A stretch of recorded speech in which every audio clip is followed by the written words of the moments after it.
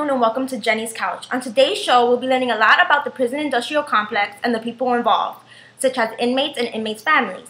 Now, did you know that there are over 218,000 inmates today in U.S. federal prison, and about half of these inmates are parents of children under the ages of 18. Now, children of incarcerated parents have been often referred to forgotten victims of crime, the orphans of justice, and the unseen victims of the prison boom. Now, today we're going to meet a man who's been through it all. 8 years of federal prison and a family back home. Let's hear his story. Hi, my name is David Vargas. I'm 37 years old and I'm from the Bronx, New York. I'm married, 2 kids and 1 on the way. My daughter's 19 years old, my son is 9. I did 8 years out of 10 in the federal prison. Prison had a big effect on my life, and good and bad. I came home in 2011 and still I'm trying to get used to what's going on out here and all the changes in the world. Let's bring him out.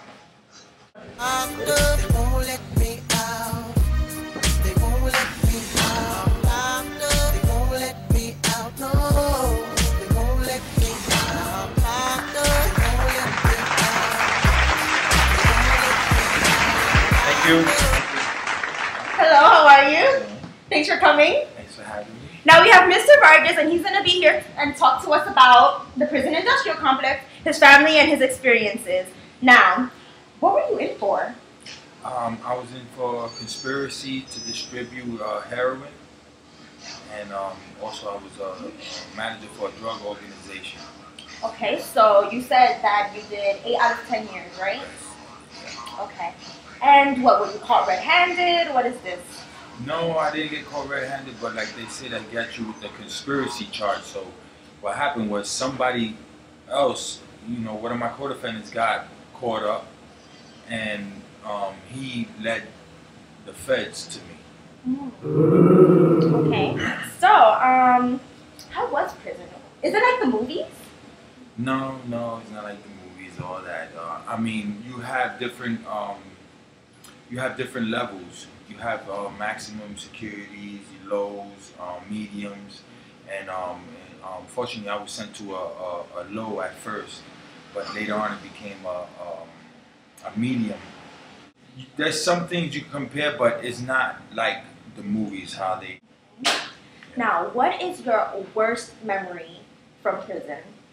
I would have to say my worst memory from prison was not that I always think about is not being able to spend the holidays with my family.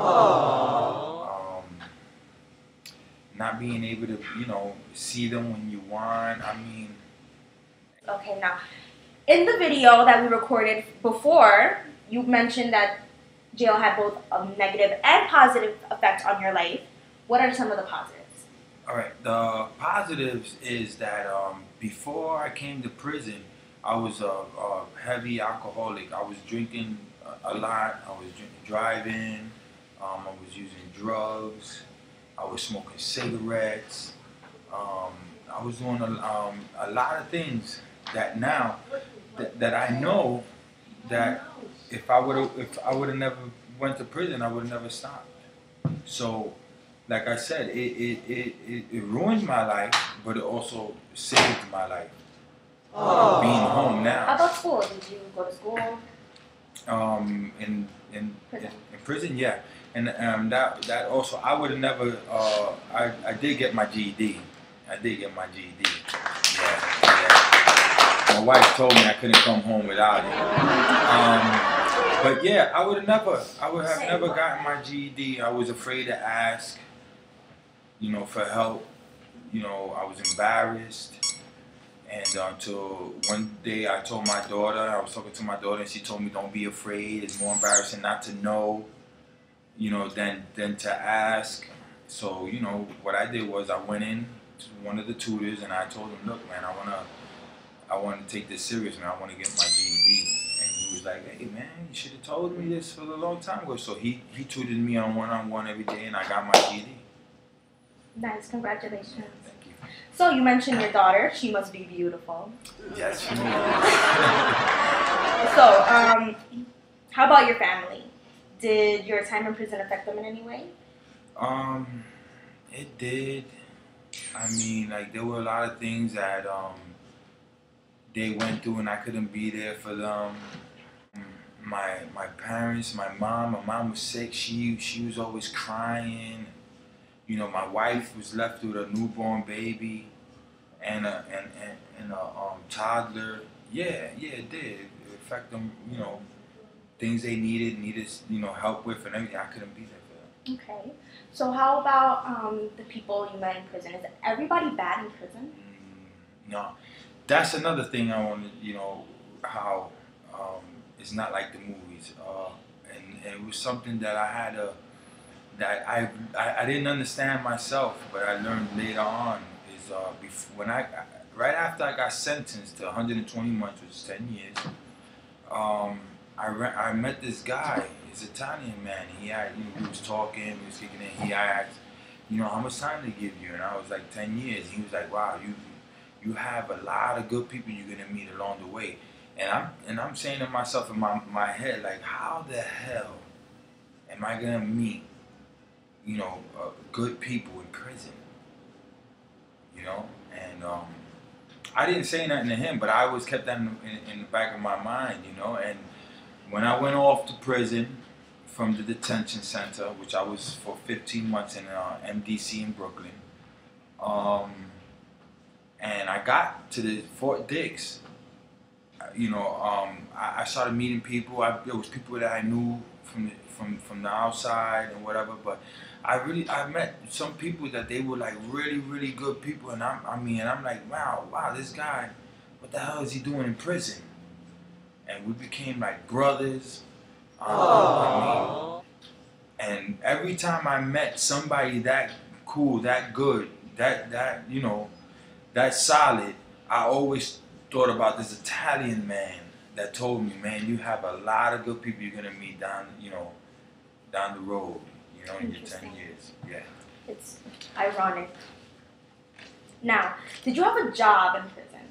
Yeah, I did. I worked my whole time there and supported myself, sent money home to my family. So how much did you make an hour? What was the wage? I made about $1.19 an hour. Wow. Yeah. So now we have some people in the audience who would like to ask you some questions, if you wouldn't mind. Hi, my name is Nick from New Jersey, and my question is, how is your transition back into society? Thank you, Nick from New Jersey. So his question was, how was your transition back into society? Your answer? Transition back to society was crazy because I didn't know what to expect. You know, it's been so long. I mean, things changed in 3 years. I've been gone for 8 years. So, you know, I was just like trying to see what looks different, if I recognize anything. I was in my old neighborhood and didn't even know I was there. I didn't know where I was. But coming back, trying to see if you know your family's still there, who's there, if the love is the same. You know, I mean, you're gone for 8 years. You know, how about technology-wise? How are the changes with technology? Oh, that was crazy. I was on the train one day and I just seen everybody, you know, on their phones. I'm just looking around and seeing trying to see what was it they were doing, and then this announcement came on, you know, on the train, talk about be careful with your possessions and everything, and then everybody starts looking at me because I'm just staring. That was crazy, and yeah, that was it. You know, trying to find my way around again. Everything was just different. Everything, you know, and I'm still to this day, you know, getting used to that. Okay. Trying to find my way around. Yeah. So now we have another question from somebody else in the audience. Hi, I am Bob from Hyundai, and my question is, what were your feelings the first day you were free? Thank you, Bob from Kansas. Your feelings? I felt a lot of anxiety. I was scared.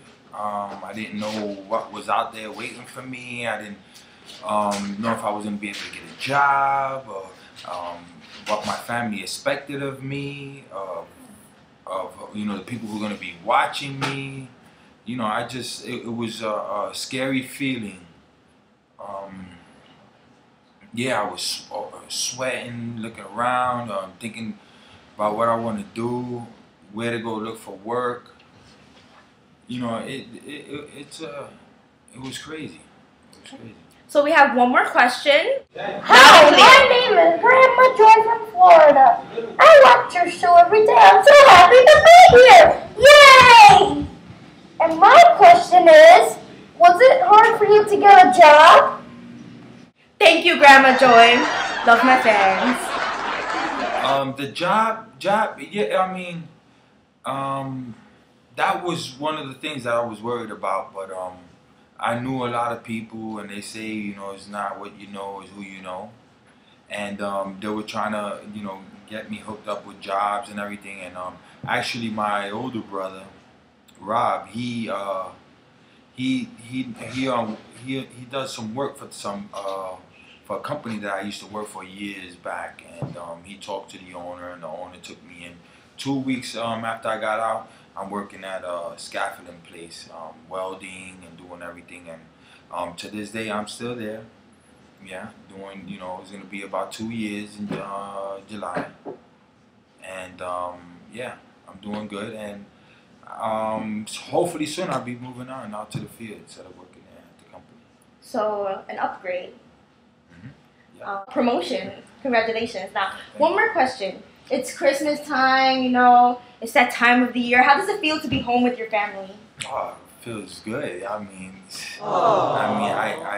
always think about the days when these days come through. I always think about the days when I wasn't, when I wasn't able to be with them, and I just thank God every day to be home. It could have been worse. Something could have happened to me in there. Yeah, I'm excited. I love Christmas. I love the holidays, and I'm hoping to never be away from my family ever again. Well, that concludes the end of our prison industrial complex / Christmas special of Jenny's Couch. So thanks for coming. Thank you for having me. I wanted to give you a little present since it's Christmas. And our sponsors are Muscle Milk and Shotgun. So here you go. Merry Christmas. Thank you. Thanks for having me. Thank you, guys. Make sure to stay tuned for next week's show where we find out who's the baby daddy. I'm a dreamer. You're the baby daddy. You are the baby daddy. I'm not the baby daddy. I'm your brother. Son!